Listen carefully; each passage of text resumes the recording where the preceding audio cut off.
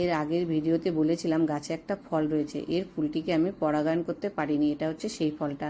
আর এই ফুলটিকে পরাগায়ন করতে পারিনি জন্য ফলটা দেখো অতটা বড়ও হয়নি। আর এই ফলের গোড়া আর একটা ফুল বেরিয়েছিল, যে আমি ফুলটাকে নিজে থেকেই তুলে দিয়েছি যাতে ফলটা একটু বড় হয়, তাও হয়নি।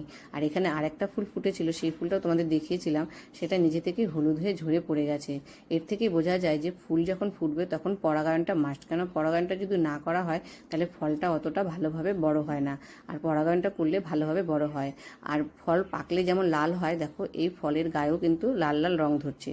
আর এই যে এই গোড়ার নিচে যে ফুলটা ফুটেছিল, এটাকে যে পরাগায়ন করে দিয়েছিলাম, এখন ফুলটা দেখো বৃষ্টির জলে ফুটে পচে যাচ্ছে, তাই এই ফুলটাকে আমি ফল থেকে আলাদা করে দিচ্ছি।